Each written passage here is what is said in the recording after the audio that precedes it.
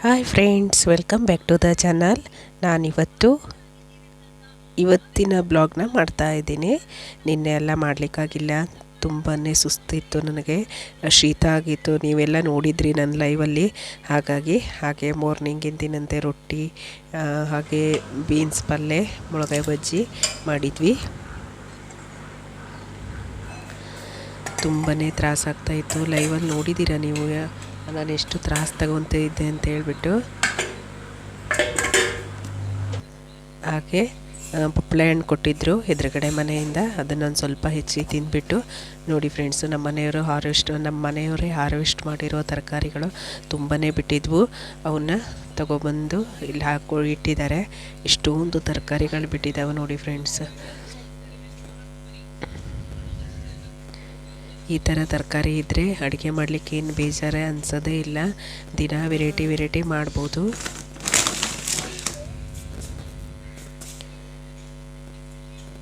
ಹೆಚ್ಚಾಗಿ ನಾವೀಗ ತರಕಾರಿ ಜಾಸ್ತಿ ಇರೋದ್ರಿಂದ ತಾಲಿಪೆಟ್ಟು ಮಾಡ್ತೀವಿ. ಹಾಗೆ ಹೀರೆಕಾಯಿ ಪಲ್ಯ, ಹೀರೆಕಾಯಿ ಬಜ್ಜಿ ಅಂತ ಹೇಳಿಬಿಟ್ಟು ಎಲ್ಲ ಮಾಡ್ತೀವಿ. ಪಪ್ಪಳೆ ಹಣ್ಣು ಆದಷ್ಟು ತಿನ್ನಿರಿ, ತುಂಬಾ ಒಳ್ಳೆಯದು ಹೆಲ್ತಿಗೆ. ಹಾಗೆ ಕೆಲಸ ಎಲ್ಲ ಮುಗಿಸ್ಬಿಟ್ಟು ನಮ್ಮ ಮನೆಯವರು ಸೊರಬ ಹೊಂಟಿದ್ರು. ಹಾಗೆ ನನಗೆ ಒಂದು ಸ್ವಲ್ಪ ಕೆಲಸ ಇತ್ತು, ಅದಕ್ಕಾಗಿ ನಾನು ಅವ್ರ ಜೊತೆಗೆ ಹೋದೆ. ಹಾಸ್ಪಿಟ್ಲಲ್ಲಿ ಒಂದು ಸ್ವಲ್ಪ ಕೆಲಸ ಇತ್ತು. ಚಂದ್ರಗುತ್ತಿ ನೋಡಿ ಫ್ರೆಂಡ್ಸ್, ತುಂಬ ಮಳೆ ಬರೋ ವಾತಾವರಣ ಇತ್ತು. ಮಳೆ ಇನ್ನೂ ಬಿಟ್ಟೇ ಇಲ್ಲ, ಮಳೆ ಬರೋ ಹಾಗಿತ್ತು. ಹಾಗೆ ಸೊರಬಕ್ಕೆ ಬಸ್ಸು ಹೋಗ್ತಾ ಇತ್ತು, ನಿಲ್ಲಿಸಿದ್ರು. ಅದಕ್ಕಾಗಿ ನಾವು ಇಲ್ಲಿ ಸ್ಟಾಪ್ ತಗೊಂಡ್ವಿ. ಸ್ವಲ್ಪ ಹೊತ್ತು ಫುಲ್ಲು ಮೋಡ ಆಗಿಬಿಟ್ಟಿತ್ತು, ಮಳೆ ಬರೋ ಹಾಗಿತ್ತು.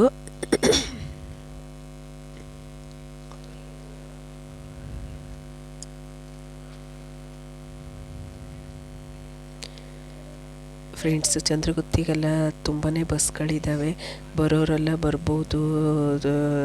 ರೂಟ್ಗಳು ಚೆನ್ನಾಗಿದೆ, ಬಸ್ಸಿನ ವ್ಯವಸ್ಥೆ ಚೆನ್ನಾಗಿದೆ.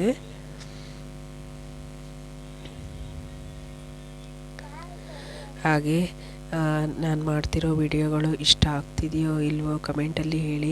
ಹಾಗೆ ಯಾರೆಲ್ಲ ನೋಡಿದರೆ ಲೈಕ್ ಕೊಡೋದನ್ನು ಮರಿಬೇಡಿ. ಹಾಗೆ ಹೊಸದಾಗಿ ನೋಡೋರೆಲ್ಲ ಸಬ್ಸ್ಕ್ರೈಬ್ ಮಾಡ್ಕೊಳ್ಳಿ. ತುಂಬ ಜನ ಸಬ್ಸ್ಕ್ರೈಬ್ ಮಾಡ್ಕೊಳ್ಳದೆ ಹಾಗೆ ನೋಡ್ತಾ ಇದ್ದೀರಾ, ದಯವಿಟ್ಟು ಹಾಗೆ ಮಾಡಬೇಡಿ, ಸಬ್ಸ್ಕ್ರೈಬ್ ಮಾಡಿಕೊಂಡು ನೋಡಿ ಫ್ರೆಂಡ್ಸ್, ವ್ಯೂಸ್ ಎಷ್ಟು ಚೆನ್ನಾಗಿದೆ ಅಂತ ಹೇಳ್ಬಿಟ್ಟು.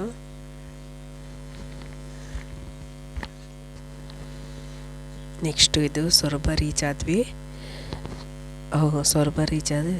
ಅದು ಹಾಗೆ ಗೌರ್ಮೆಂಟ್ ಹಾಸ್ಪಿಟ್ಲು ತುಂಬಾ ಚೆನ್ನಾಗಿದೆ, ಡಾಕ್ಟರ್ಸ್ಗಳು ಚೆನ್ನಾಗಿದ್ದಾರೆ. ಪ್ರಭು ಡಾಕ್ಟ್ರು ಅಂತ ಹೇಳಿಬಿಟ್ಟು, ಬೋನ್ಸ್ ಸ್ಪೆಷಲಿಸ್ಟ್ ಅವರು. ನನಗೆ ಅವ್ರ ಹತ್ರನೇ ಕಡಿಮೆ ಆಗಿತ್ತು, ತುಂಬ ಸೊಂಟು ನೋವಿತ್ತು, ಅವ್ರ ಹತ್ರನೇ ಕಡಿಮೆ ಆಗಿತ್ತು. ಹಾಗಾಗಿ ನಮ್ಮ ಅಕ್ಕಂಗೆ ಸೊಂಟು ನೋವು ಸ್ಟಾರ್ಟ್ ಆಗಿತ್ತು.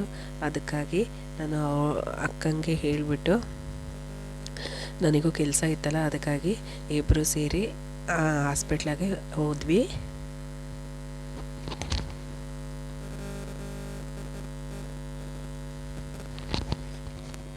ವ್ಯವಸ್ಥೆ ತುಂಬಾ ಚೆನ್ನಾಗಿದೆ ಗೌರ್ಮೆಂಟ್ ಹಾಸ್ಪಿಟ್ಲಲ್ಲಿ. ಕ್ಲೀನಿಂಗು ಇರ್ಬೋದು, ಫೆಸಿಲಿಟೀಸ್ ಇರ್ಬೋದು, ಸ್ಟಾಫ್ಸು ತುಂಬಾ ಚೆನ್ನಾಗಿದೆ.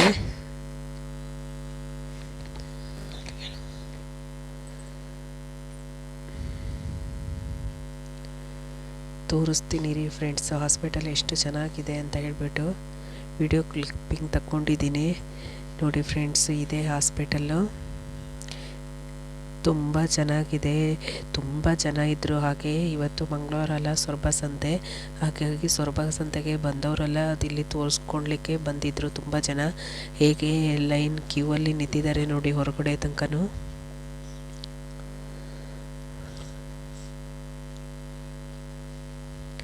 ಯಾಕಂದರೆ ಇಲ್ಲಿ ಮಳೆ ಬಿಸಿಲು ಆಗ್ತಿದೆ ಈ ಭಾಗದಲ್ಲಿ, ಅದಕ್ಕಾಗಿ ತುಂಬ ಜನಕ್ಕೆ ಶೀತ ಸ್ಟಾರ್ಟ್ ಆಗ್ತಿದೆ, ಕೆಮ್ಮು ಶೀತ ಎಲ್ಲ. ಅದಕ್ಕಾಗಿ ಇಲ್ಲಿ ತೋರಿಸ್ಕೊಳ್ಲಿಕ್ಕೆ ಬರ್ತಾ ಇದ್ದರು.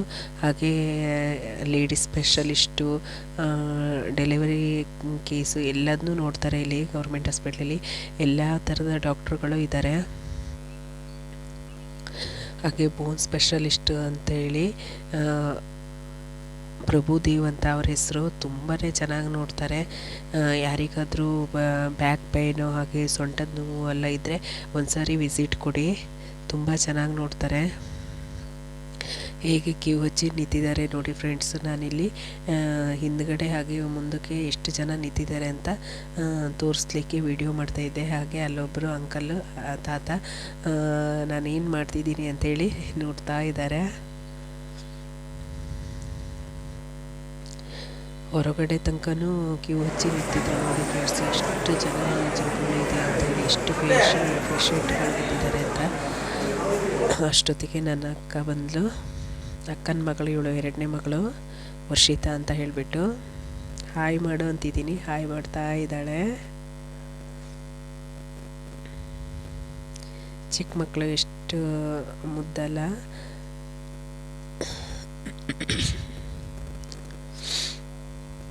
ನೆಕ್ಸ್ಟು ಡಾಕ್ಟ್ರಿಗೆ ತೋರಿಸ್ಬಿಟ್ಟು ಕಿಸಿಯೋಥೆರಪಿಗೆ ಬರ್ಕೊಟ್ರು. ಎಲ್ಲ ಫೆಸಿಲಿಟೀಸು ಇದೆ ಫ್ರೆಂಡ್ಸ್. ಯಾರಿಗೆಲ್ಲ ಪೇಯ್ನ್ ಇದೆ ಒಂದ್ಸರಿ ಪ್ರಭುದೇವ್ ಅವ್ರನ್ನ ಭೇಟಿಯಾಗಿ.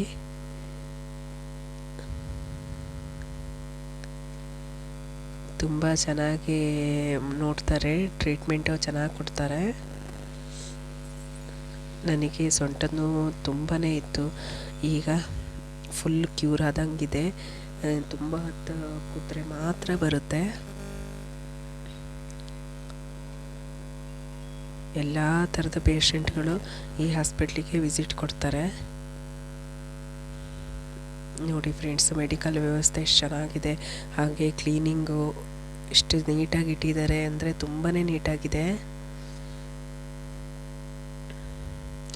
ಎಲ್ಲ ಥರದ ಮೆಡಿಷನ್ಗಳು ಸಿಗುತ್ತೆ.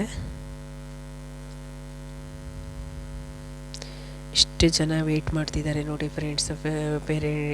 ಪೇಷಂಟ್ಗಳು ತುಂಬಾ, ಎಲ್ಲ ಡಾಕ್ಟರ್ ಹತ್ರನೂ ಕ್ಯೂ ಹಚ್ಚಿ ನಿಲ್ತಾರೆ ಪೇಷಂಟ್ಗಳು.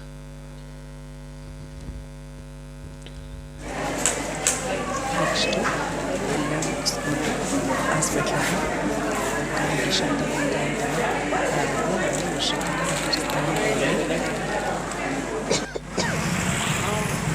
ನೆಕ್ಸ್ಟು ಹಾಸ್ಪಿಟಲ್ ಕೆಲಸ ಎಲ್ಲ ಮುಗಿಸ್ಕೊಂಡು ನೋಡಿ ಫ್ರೆಂಡ್ಸ್, ನನ್ನ ಅಕ್ಕ, ಅವಳು ಅಕ್ಕನ ಮಗಳು, ಹಾಗೆ ಮುಗಿಸ್ಕೊಂಡು ಊಟಕ್ಕೆ ಬಂದ್ವಿ.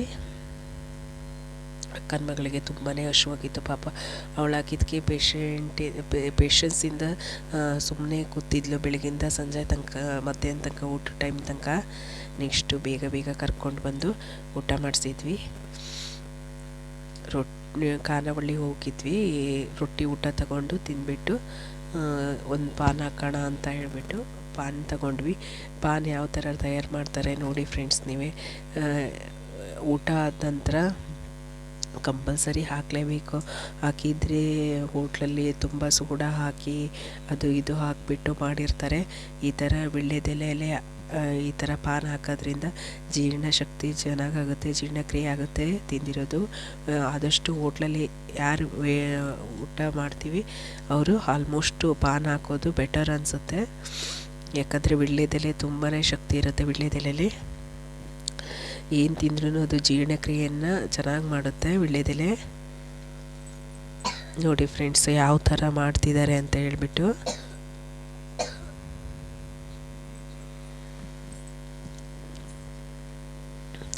ಸ್ವೀಟ್ ಪಾನಿಗೆ ಹೇಳಿದ್ವಿ, ಅದಕ್ಕಾಗಿ ಇಲ್ಲಿ ಸ್ವೀಟ್ ಪಾನ್ನ ರೆಡಿ ಮಾಡ್ತಾ ಇದ್ದಾರೆ.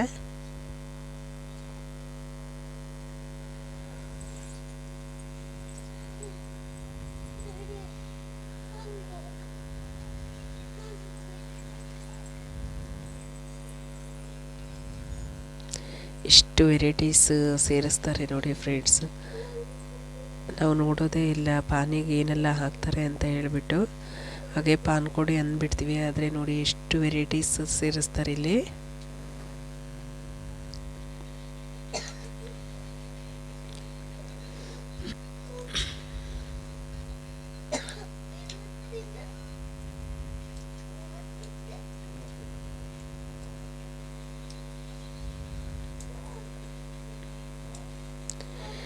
ನೆಕ್ಸ್ಟು ಪಾನೆಲ್ಲ ತಗೊಂಡು ತಿನ್ಕೊಂಡು ಹಾಗೆ ನೆಕ್ಸ್ಟ್ ಅಕ್ಕನ ಬಸ್ ಸ್ಟ್ಯಾಂಡಿಗೆ ಬಸ್ ಹತ್ತಿ ಬಂದ್ವಿ. ಅಕ್ಕನೂರು ಕೆಳದೆ ಮಾಸೂರು ಹತ್ರ, ಮಾಸೂರು ಅಂತ ಹೇಳಿ.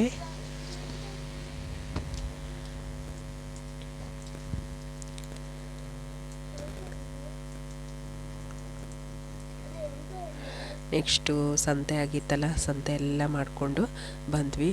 ನೋಡಿ ಫ್ರೆಂಡ್ಸ್, ಇಷ್ಟು ಥರ ವೆರೈಟಿ ಸೊಪ್ಪು ತಗೊಬಂದಿದ್ದೀವಿ. ಹಾಗೆ ಒಂದು ಸ್ವಲ್ಪ ತರಕಾರಿ ತಗೊಂಡು ಅವನ್ನೆಲ್ಲ ನೀಟಾಗಿ ಸೋಸ್ಕೊಂಡು ಸಪ್ರೇಟಾಗಿ ಇಟ್ಕೊತೀವಿ ಈ ಥರ. ನೆಕ್ಸ್ಟು ಹರವೆ ಸೊಪ್ಪಿನ ಪಲ್ಯ ಮಾಡೋಣ ಅಂತ ಹೇಳಿಬಿಟ್ಟು ರೊಟ್ಟಿಗೆ ಬೇಳೆ ಪಲ್ಯನ ಮಾಡಲಿಕ್ಕೆ ತಯಾರು ಮಾಡ್ಕೊತಾ ಇದ್ದೀನಿ. ಇಲ್ಲಿ ಹರವೆ ಸೊಪ್ಪನ್ನು ನೀಟಾಗಿ ಫಸ್ಟು ಹೆಚ್ಕೊತಾ ಇದ್ದೀನಿ. ಅದು ಮೊದಲಿಗೆ ತೊಳ್ಕೊಂಡ್ರೆ ಹೆಚ್ಚಲಿಕ್ಕೆ ನೀಟಾಗೋದಿಲ್ಲ, ಅದಕ್ಕಾಗಿ ಸಣ್ಣದಾಗಿ ಚಿಕ್ಕದಾಗಿ ನೀಟಾಗಿ ಇಲ್ಲಿ ಹೆಚ್ಕೊತಾ ಇದ್ದೀನಿ. ನೀಟಾಗಿ ಸೋಸ್ಕೊಂಡ್ಬಿಟ್ಟು ಸೊಪ್ಪು ಎಲ್ಲ ಬೇರೆ ಬೇರೆ ಥರ ಸೊಪ್ಪಿರುತ್ತೆ, ಹುಲ್ಲಿರುತ್ತೆ, ಅದಕ್ಕಾಗಿ ಅದನ್ನೆಲ್ಲ ನೀಟಾಗಿ ನೋಡ್ಕೊಂಡು ಬಿಟ್ಟು ಹೆಚ್ಕೋಬೇಕು. ಬೇರೆ ಬೇರೆ ಥರದ ಸೊಪ್ಪೆಲ್ಲ ಜೊತೆಗೆ ಸೇರಿರುತ್ತೆ, ಅದಕ್ಕಾಗಿ ನೀಟಾಗಿ ಸೋಸ್ಕೊಂಡು ಇಟ್ಕೊಂಡು ಹೆಚ್ಕೋಬೇಕು. ಫ್ರೆಂಡ್ಸ್, ನೀವು ಒಂದ್ಸರಿ ಮಾಡಿ ನೋಡಿ. ಈ ಥರ ನಾನಿಲ್ಲಿ ಹರವೆ ಸೊಪ್ಪು ಹಾಗೆ ಪಾಲಕ್ ಸೊಪ್ಪನ್ನ ಎರಡನ್ನ ಮಿಕ್ಸ್ ಮಾಡಿಬಿಟ್ಟು ಹೆಚ್ಚುತ್ತಾ ಇದ್ದೀನಿ. ಇದಕ್ಕೆ ಬೇಳೆ ಸಾರಿನ ಖಾರ ಥರನೇ ಖಾರ ರೆಡಿ ಮಾಡ್ಕೋಬೇಕು. ಬೇಕಾದವರು ಹುರ್ಕೋಬೋದು, ಜೀರಿಗೆ, ಕೊತ್ತಂಬರಿ, ಹಾಗೆ ಮಾಮೂಲಿ ಬೇಳೆ ಸರಿಗೆ ಯಾವ ಥರ ಹುರಿತೀವಿ ಆ ಥರ. ಹಾಗೆ ನನಗೆ ರೊಟ್ಟಿಗೆ ಕೋಸಂಬರಿ ಅಂದರೆ ತುಂಬ ಇಷ್ಟ, ಅದಕ್ಕಾಗಿ ನನಗೆ ಬೇಕಾದಷ್ಟು ಮಾತ್ರ ಇಲ್ಲಿ ಕೋಸಂಬರಿನ ಮಾಡ್ಕೊತಾ ಇದ್ದೀನಿ. ನನಗೆ ತುಂಬಾ ಇಷ್ಟ, ಯಾಕಂದರೆ ಮನೇಲೇ ಸೌತೆಕಾಯಿ ಬಿಡ್ತಾ ಇದ್ದಾವಲ್ಲ, ಹಾಗಾಗಿ ಫ್ರೆಶ್ ಆಗಿ ತಗೊಬಂದಿಟ್ಟಿದ್ರು ಎಲ್ಲ. ಹಾಗಾಗಿ ಇಲ್ಲಿ ಸೌತೆಕಾಯಿ ಮೊಸರುಗಾಯಿನ ಮಾಡ್ಕೊತಾ ಇದ್ದೀನಿ ರೊಟ್ಟಿಗೆ. ನೆಕ್ಸ್ಟು ಸೊಪ್ಪನ್ನು ನೀಟಾಗಿ 2 ಸಾರಿ ಕಾಳಿಸ್ಬಿಟ್ಟು ಚೆನ್ನಾಗಿ ಕಾಳಿಸ್ಬೇಕು, ಯಾಕಂದರೆ ಮೊಳಲು ತುಂಬಾ ಇರುತ್ತೆ. ಹಾಗಾಗಿ ನೀಟಾಗಿ ಕಾಳಿಸ್ಬಿಟ್ಟು ಕುಕ್ಕರಿಗೆ ಹಾಕ್ಕೊಳ್ತಾ ಇದ್ದೀನಿ. ಹಾಗೆ ಇಲ್ಲಿ 5 ಸ್ಪೂನು ಬೇಳೆನ ಹಾಕಿದ್ದೀನಿ. ನೆನೆಲಿಕ್ಕೆ ಹಾಕಿಟ್ಕೊಂಡಿದ್ದೆ ಆಲ್ರೆಡಿ ಮೊದಲೇ. ಹಾಗೆ ಸೊಪ್ಪನ್ನು ನೀಟಾಗಿ 2 ಸಲ ಕಾಳಿಸ್ಬಿಟ್ಟು ಹಾಕಿದ್ದೀನಿ. ಇದ್ರ ಜೊತೆಗೆ 2 ಆನಿಯನ್ನ ಹೆಚ್ಚಾಕ್ಕೋಬೇಕು. ನಂತರ ವಿಶಲ್ ಕೂಗಿಸಿ ಇಟ್ಕೊತೀನಿ. ಬೇಳೆ 5 ಸ್ಪೂನು, 2 ಈರುಳ್ಳಿ, ಹಾಗೆ ಪಾಲಕ್ ಸೊಪ್ಪು, ಹರವೆ ಸೊಪ್ಪು. ಇದಕ್ಕೆ ಬೇಳೆ ಸಾರಿನ ಖಾರ ಥರ ಮಾಡಿ ಫ್ರಿಜ್ಜಲ್ಲಿ ಇಟ್ಕೊತೀವಿ. ಬೆಳಿಗ್ಗೆ ಬೇಗ ತಿಂಡಿ ಬರ್ತಾರಲ್ಲ, ಈ ಥರನೇ ಹಿಂದಿನ ದಿನವೇ ಪ್ರಿಪೇರ್ ಮಾಡಿ ಇಟ್ಕೊತೀವಿ.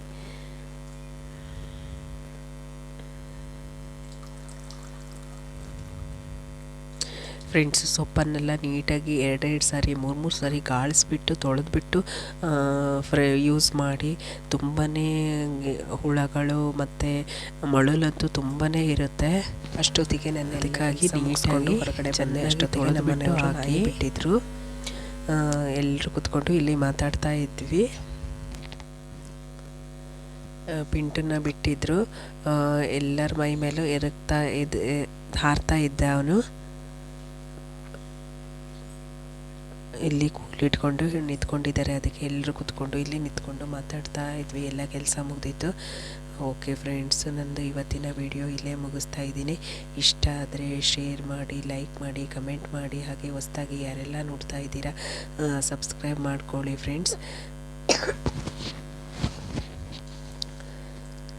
Okay friends, thank you all.